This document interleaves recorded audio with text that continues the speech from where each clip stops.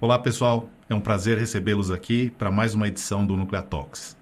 O Núclea Talks é o videocast da Núclea, que promove conversas com especialistas sobre temas relevantes para o mercado. E um dos temas do momento é a inteligência artificial. Mas como ela tem impactado as empresas, principalmente no que diz respeito à inteligência de dados e mercado de crédito. Unindo todos esses assuntos, vamos falar hoje sobre como a IA vem transformando o mercado de crédito no Brasil. Eu sou o Minoru Oka Júnior, superintendente executivo de arquitetura e desenvolvimento de sistemas aqui da Núclea, e recebo aqui apresentando o nosso time de dados, o Flávio Fiuza, que é Head de Data Science aqui na Núclea. Boa tarde, Flávio. Bem-vindo. Boa tarde, Minoru. Muito obrigado. Obrigado pelo convite. Estou aqui para representar o time de dados da Núclea e é um prazer estar em companhia de presenças tão ilustres para falar de um tema tão efervescente assim como inteligência artificial.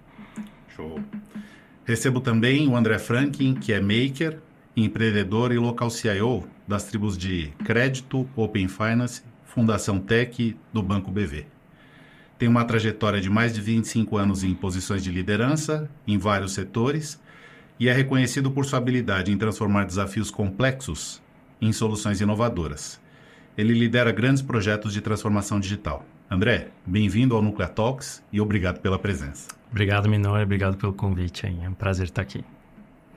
Para entrarmos no nosso assunto de hoje, eu vou começar perguntando para o André. Eu gostaria de ouvir a sua opinião sobre, a sua visão, André, sobre como as instituições financeiras estão implementando a IA hoje. E para quais finalidades a inteligência artificial pode gerar ganho de produtividade e escala. Bom, vamos lá. A gente tem iniciativas sendo feitas, né, nas empresas, nos bancos, instituições financeiras. Essas iniciativas elas vão desde atendimento ao cliente, né? Então, várias iniciativas aí em cima de atendimento, de automação de atendimento, passando por inteligência aí de dados, melhor em algoritmos, melhor em modelos de risco, né? Também tem iniciativas muito grandes e amplas aí em cima de automação de codificação, esteira de DevOps e produtividade de times de desenvolvimento de dados, né? Então, acho que em todas as áreas das empresas aí estão sendo aplicadas aí provas de conceito, MVPs e até algumas coisas já em produção em cima de inteligência artificial. É difícil pensar uma área que não queira investir e dedicar algum tempo para experimentar IA nos seus negócios hoje, né? Exatamente, até porque quem não está fazendo está perdendo um bonde muito importante aí na implementação dessa tecnologia aqui. Ela é nova em termos de uso de IA generativa, que é algo que está super em voga hoje, mas inclusive tem sido usada no mercado há alguns anos com aplicações de machine learning, né, para modelagem. E eu acho que essas duas frentes que o André falou tem sido até o que a gente tem aplicado bastante aqui na Núclea, que é uma frente para eu ganhar produtividade de time, acelerar desenvolvimento de código e debug, e uma frente onde eu consigo desenvolver produtos usando inteligência de dados, modelagem preditiva para ajudar em esteira, sei lá, recuperação de cobrança, concessão de crédito, esse tipo de coisa. Eu acho que é bem nessa linha mesmo, né? De que maneira vocês acham que a IA pode melhorar a avaliação de risco de crédito, beneficiando não só os bancos e as instituições financeiras, mas também o usuário final? Acho que é uma boa pergunta. Assim, os meus 2 centavos no tema é que a IA ela beneficia a todos em uma cadeia, né?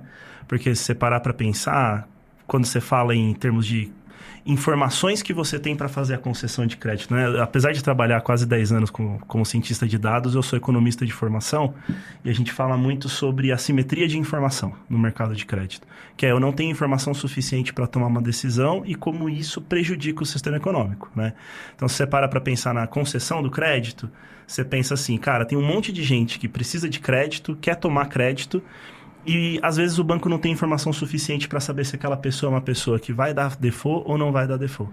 Quando você traz modelos de inteligência artificial e começa a remover essa assimetria de informação, você começa a possibilitar que o banco expanda a carteira, ofereça mais crédito, essa carteira fica menos inadimplente, porque as pessoas certas recebem o crédito que precisam receber, então isso permite até uma redução de custo do empréstimo, você tem uma queda dos juros e ao mesmo tempo um aumento na rentabilidade para a instituição financeira que está oferecendo mais crédito.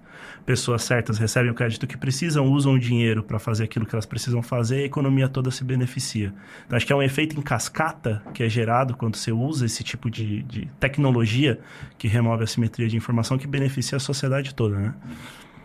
E aqui tem também um outro ponto que não é novo, é bem velhinho até, mas que é a personalização, né? Hoje a gente fala muito em hiperpersonalização, no passado se falava-se em behavioral marketing, tudo que tem a ver com o comportamento do cliente, né? A gente fazer algoritmos em cima disso. Acho que o mercado ainda não conseguiu aplicar isso de uma forma ampla, né? Desde da gente pegar dados que a gente não tem sobre o cliente e inferir esses dados, né? Ou clusterizar ele em cima de pessoas com perfil parecido, né? Para a gente tentar colocar ele dentro de um grupo de aprovados ou não. Perfeito. Mas também em cima de oferta, né? Em cima das ofertas que a gente pode fazer em cima desse cliente com base no comportamento que ele gera. Tanto nos canais, quanto em produtos e tudo mais. Então, acho que isso também é uma coisa que tem que evoluir bastante. Tem muito campo aqui para... E também tem as esteiras de cobrança, né? Acho que o modelo atual de cobrança é um modelo que já está bem ultrapassado. E hoje não existe, acho que, uma pessoa no Brasil que não esteja muito incomodado com o modelo de cobrança das empresas, né? Porque ele é muito evasivo, ele é muito coercitivo quase, né? Então, as pessoas quase que são coagidas a pagar uma dívida e ninguém quer entender o problema delas. Acho que se a gente consegue colocar inteligência em cima disso, a gente consegue melhorar a inadimplência e também melhorar a satisfação desses clientes, né? Perfeito. Não, perfeito. E eu acho que essa discussão sobre personalização é uma discussão que, óbvio, né? A tecnologia vem evoluindo e você pegar 10, 15 anos atrás, quando já se usava machine learning para concessão de crédito, era muito mais difícil você ter massa de dados e a abrangência do uso do machine learning em si para você conseguir personalizar modelos em massa, né? Mas é uma comparação que eu gosto de fazer, que é assim: a camiseta que serve em mim não necessariamente é a camiseta que serve no Minori, a camiseta que serve no Minori não necessariamente é a camiseta que serve no André. Se a gente fizer uma para servir nos três, ela vai servir mais ou menos todo mundo e não vai servir bem ninguém. Exatamente. Né? Então, acho que a personalização de modelos é um negócio super legal. A gente tem trabalhado no desenvolvimento de um produto que a gente está chamando de IA de customização aqui dentro da Núclea, que a gente usa agentes de inteligência artificial em diferentes pontos ali do processo de desenvolvimento do modelo, a partir de uma base que o cliente manda, com a marcação performada dessa base. Então, pode ser uma marcação de recuperação de cobrança, pode ser uma marcação de bons e maus pagadores, né, de inadimplentes e não inadimplentes. E aí, com essa base, tem todo um processamento que a gente usa as variáveis da Núclea para combinar elas matematicamente e gerar mais de 3.000 variáveis que são usadas também no processo de modelagem e gera um report no final falando, o melhor modelo customizado para o seu caso de uso, para a sua carteira é esse.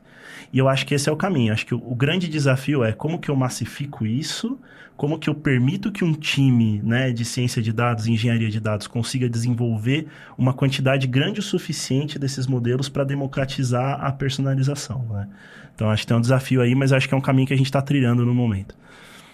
Perfeito. Na opinião de vocês, quais são os novos produtos e soluções onde a gente pode esperar que surjam no mercado com o uso intensivo de IA nos próximos anos? Conseguem dar alguns exemplos aqui?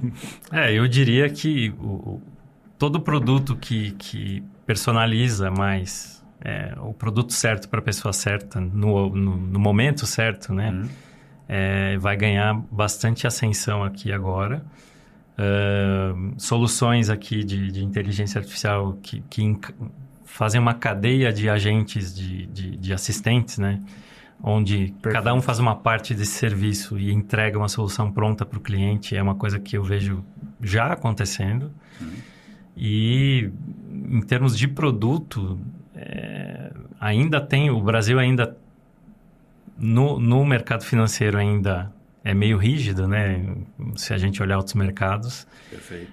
Muito regulado. Muito regulado, mas eu acho que tem aí um nicho importante para se trabalhar com inteligência, usando aqui muita coisa que a gente tem, que pode pegar do mercado de varejo, por exemplo, de e-commerce, que é muito maduro nesse tipo de personalização, né? E a gente pode trazer isso para o mercado financeiro para melhorar os produtos. Perfeito. E como que você enxerga assim, o atendimento, talvez, ou até a própria existência de uma demanda por modelos de faturamento presumido, por exemplo, para PJ? É algo que tem necessidade no mercado? O mercado tem se visto carente do atendimento dessa demanda? Eu diria que sim, mas aqui já foge um pouco das minhas áreas de conhecimento. Perfeito, tranquilo. Né? mas sim, demanda tem, né? Eu acho que... Perfeito. Com certeza. Perfeito. Eu acho que assim, o céu é o limite também, né? Porque se você parar para pensar, 3 anos atrás, quem diria que surgiria um chat GPT fundamentado em IA generativa? O grande público jamais imaginaria, né? Então, o que pode surgir daqui mais 3 anos, mais 5 anos, falando de inteligência artificial? O céu é o limite, né? Daqui a pouco menos de 10 anos atrás, Machine Learning e inteligência artificial era para experts. Não tinha como o público em geral ter acesso a esse tipo de ferramenta, a esse tipo de solução. Era impensável fazer isso. Modelagem e esse tipo de coisa toda era para cientistas. Tinha algoritmo desenvolvido na unha, né? Exatamente. Então, era impensável a gente pensar em democratização de um serviço como esse, olhando para esse passado. Mas avançou muito rápido, né? Do lançamento de... Super. É porque democratizou, né? Colocou na mão do usuário final uma solução que antes era muito restrita, né? E não precisa ser expert. Qualquer um consegue fazer isso. Totalmente. Basta... Eu acho isso incrível, porque daí a gente começa a falar, e bem na linha da democratização mesmo, né? A gente começa a falar da democratização do próprio desenvolvimento de modelos de inteligência artificial, que o cara não precisa saber o que está debaixo do capô do carro para dirigir o carro e montar a solução que ele precisa. Então, você tem um acesso maior a pessoas mais voltadas a produtos e negócios, delas conseguirem explorar melhor as bases de dados das empresas e desenvolverem modelos que estão mais próximos do cliente, né? Isso é super legal. Por outro lado, você precisa ter aí experts e cientistas de dados que garantam o funcionamento dessa interface, dessa plataforma, para que daí as pessoas de negócio acessem de forma mais democrática. Então, acho que é uma transformação mesmo do mercado, né? A gente está vendo Antigamente eram muito importantes os times de tecnologia, né? Para a gente ter uma solução, um produto. E hoje a gente tem já ferramentas aí no-code, né, ou low-code, que com um pouco de conhecimento já pode se fazer muita coisa, né? Perfeito. Na opinião de vocês, isso pode revolucionar o setor financeiro aqui no Brasil? Eu diria que sim, com certas restrições, porque assim, a gente tem muita regulação e a gente está vendo que as regulações não vão parar por aí, né? A gente... Privacidade.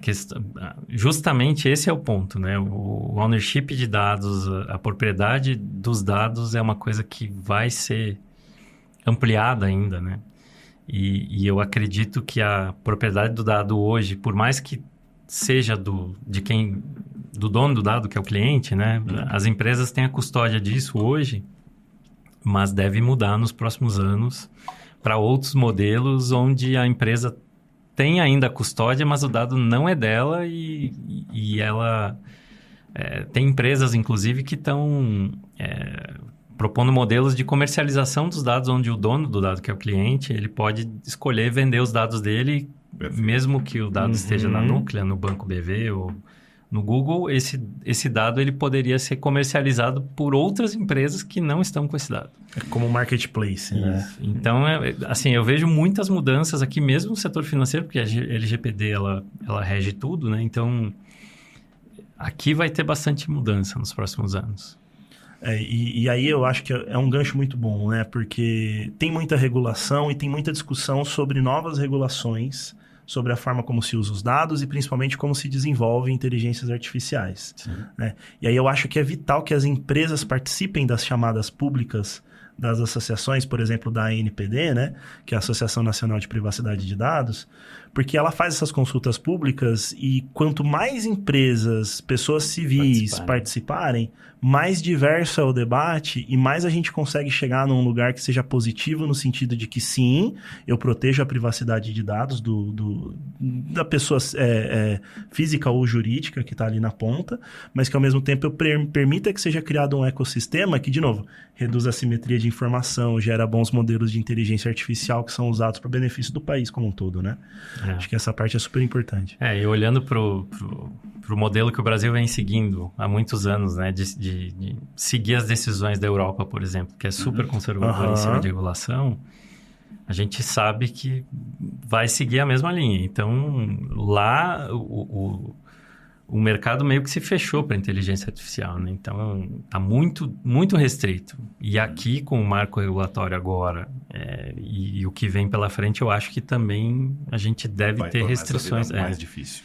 Por um lado é bom porque a gente restringe um pouco aí empresas que podem passar um pouco da linha da ética, né? Mas também, por outro lado, a gente restringe muito a inovação e o benefício final, que é o cliente, né? Exato. Eu acho que o negócio é como que eu faço para jogar fora a água sem jogar o bebê junto, né? E como que eu me livro da água suja sem mandar o bebê embora. E é super importante isso, porque quando a gente olha para as discussões recentes dos órgãos reguladores, eles têm falado muito sobre explainable AI, né? Então, eu preciso de sistemas de inteligência artificiais que sejam explicáveis, que você consiga dizer por que determinado resultado foi obtido, quais as variáveis que foram utilizadas, que você não tenha processos ou variáveis inseridas no processo que permitam algum tipo de discriminação, né, do indivíduo. E, inclusive, esses dois primeiros pontos eu acho que até a gente tem bastante discussão na literatura de data science e inteligência artificial sobre como se precaver disso e jogar o jogo com o manual debaixo do braço, né? Mas tem um terceiro ponto, que é o ponto da possibilidade de pedido de revisão das decisões automatizadas, que tem sido muito discutido.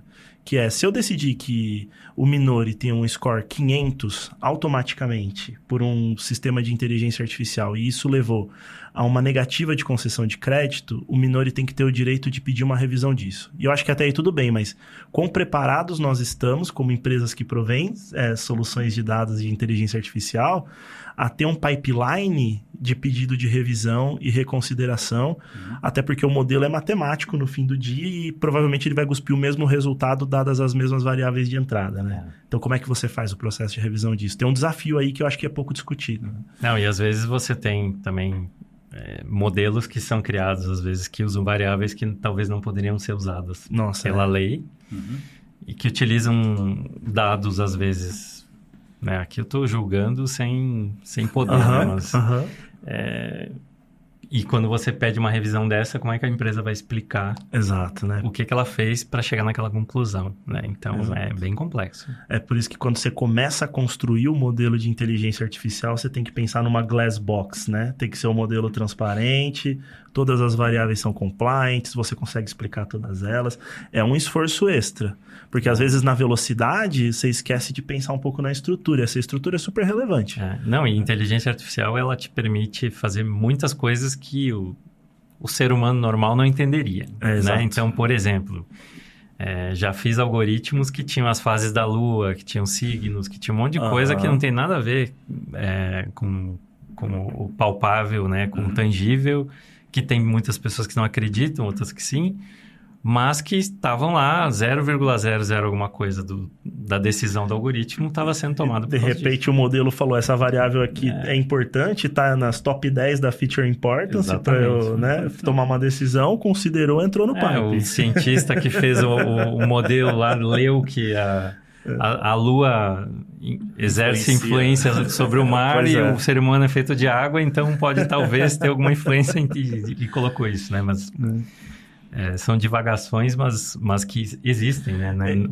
Quando a gente faz muitos algoritmos, aí os cientistas mais Exato. avançados usam. E é a escolha das variáveis e também da técnica, né? Porque a partir do momento que você usa Deep Learning, você começa a ter tantas camadas de interação entre as variáveis que o processo, a etapa final do processo gerou um conjunto de variáveis que são ininteligíveis para os seres humanos. Perfeito. Você não sabe o que elas significam. Não teria condições de entender e identificar. Alguma correlação ele encontrou, mas é impossível de se entender. Exato. Na opinião de vocês, existem novas regras ou diretrizes que as instituições financeiras possam observar para garantir a conformidade ou já se adiantar quanto a um cenário de maior regulação no futuro? Eu acho que, começando por esses itens que a gente acabou de falar, né? De começo, pensar em modelos glass box completamente explicáveis, que usem variáveis que você tenha como justificar o uso delas e que elas sejam éticas na sua aplicação. Eu acho que isso já faz o 80-20 ali muito bem, né? Eu diria que uma arquitetura, né, da plataforma de dados que a gente opera modular, que utilize as melhores práticas aqui para seguir a LGPD, seguir questões de permissionamento e tudo mais, nos permitem fazer algo flexível para se adaptar a qualquer tipo de regra nova, né? Perfeito. E aqui também vale a gente falar que quando a gente está construindo alguma coisa, a gente deveria usar, às vezes, metodologias mais de longo prazo para fazer esses desenhos, pensando em mais possibilidades do que o curto prazo, que é o requisito, às vezes, daquele projeto, né? Perfeito. E aí, quando a gente tem uma visão um pouco mais H2, de repente H3 aí, a gente consegue construir soluções que são adaptáveis às mudanças aí de mercado, mudanças de regras e tudo mais. Tem perenidade, né? São mais cross. Perfeito. A gente está falando de IA e crédito, mas a IA também tem um papel fundamental em outro problema que aflige o nosso mercado, que são as fraudes financeiras. Na Núclea, a gente já tem soluções que usam IA para apoiar na prevenção e até no pós-fraude, aqui como exemplo do DetectaFlow, com ótimos ganhos e benefícios. Ao mesmo tempo que hoje temos bandidos usando a tecnologia para aplicar golpes cada vez mais elaborados. Podemos considerar a IA uma aliada nessa batalha contra as fraudes? Eu diria que com certeza, né? Não tenho dúvida que a IA te permite enxergar coisas que condições normais não enxergariam, né? Então, realmente é uma aliada muito grande. Porém, tem outro ponto, né? O fraudador também está utilizando o IA. Né? Então, assim, é meio que a briga do gato e rato que não acaba nunca. Uma corrida evolutiva, né? Exato. E aqui tem uma coisa que eu digo muito, há muitos anos já, que a computação quântica, por exemplo, as empresas estão deixando sempre para depois. Só que daqui a pouco aparece um computador quântico maker aí que as pessoas fazem em casa e aí nós temos um grande problema em cima de fraudes de hackers, né? Que vão conseguir quebrar aí encriptação e algoritmos num piscar de olhos. Né? Então, realmente é um negócio muito preocupante para mim. Porque o primeiro que conseguir usar essa ferramenta de computação quântica, ele vai varrer o mercado inteiro, né? Ele vai ser muito mais rápido que todos os outros que vão estar defasados. Eu acho que esse ponto é muito importante. Assim, a tecnologia ela é sempre um plano de fundo quando o assunto é caras maus que querem praticar fraude e pessoas que estão no outro grupo que quer prevenir a fraude ou ressarcir a pessoa que foi vítima, né? Ela é um plano de fundo. Eu acho que aí depende muito e é muito relevante, né? Que as pessoas que fazem parte desse grupo, que querem impedir que a fraude aconteça ou ressarcir quem foi vítima, se apossem o mais rápido possível da tecnologia, estejam sempre na fronteira para ganharem essa corrida evolutiva que acontece. E o Brasil, assim, é um ótimo laboratório para se estudar nesse métodos ponto é muito de fraude. avançado. Né? Porque o fraudador brasileiro, ele é criativo. Muito criativo, é isso aí. Exato.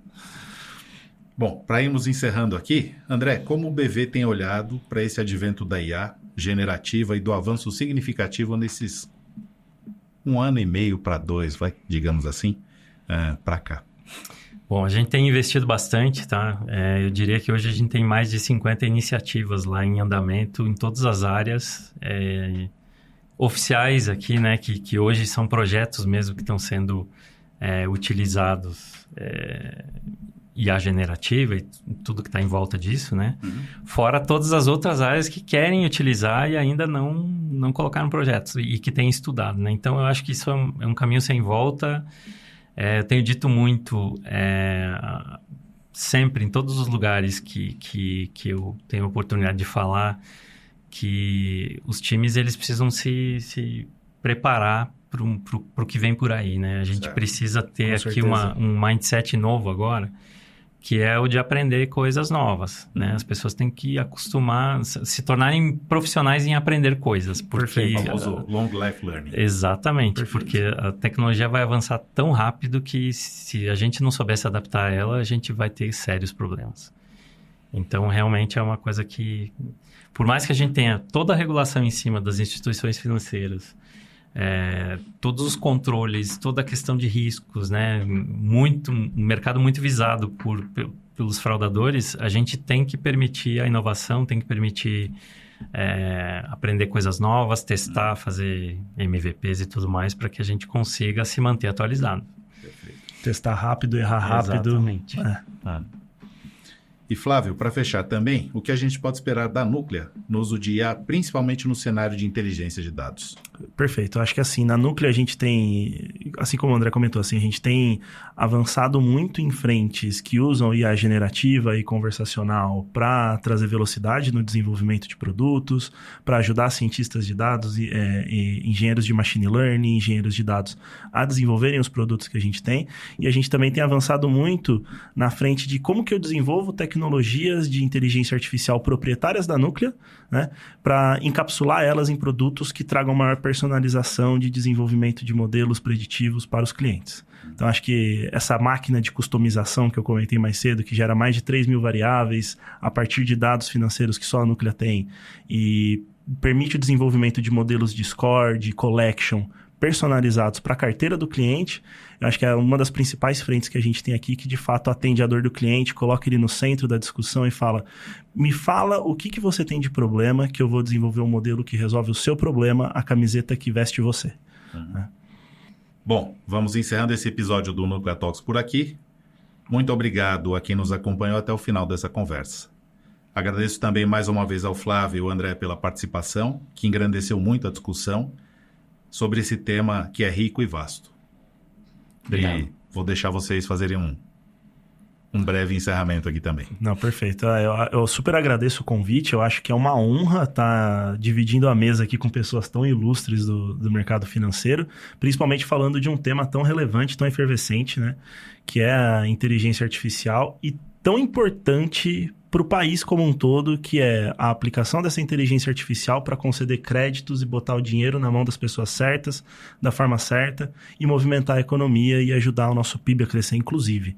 Né? Então, é um prazer estar aqui, é um prazer poder falar sobre esse tema. Bom, eu agradeço, deixo o ilustre para vocês aí, agradeço o convite, fico muito lisonjeado aí em poder colaborar, e a mensagem que eu deixo acho que o que realmente é necessário para o futuro de um profissional, né, no meio que nós estamos aqui, é realmente saber aprender, né? Sabendo aprender, tendo o skill aqui do aprendedor profissional, realmente as pessoas vão se manter aí atualizadas com tudo que está chegando de tecnologia. E num país onde a gente precisa se adaptar, a gente já aprendeu a se adaptar, eu acho que não vai ser difícil, né? Tem outros países aí que terão mais dificuldade com isso. Então, a minha mensagem é essa. Acho que tudo que a gente puder fazer aqui nesse país para fomentar aqui o crescimento do nosso povo, né? O PIB, e a renda e tudo mais, a gente tem que fazer e é isso. Agradeço. Excelente. Perfeito. Nós vamos ficando por aqui. Deixo o convite para acompanhar os próximos Núclea Talks, inéditos com mais convidados especiais.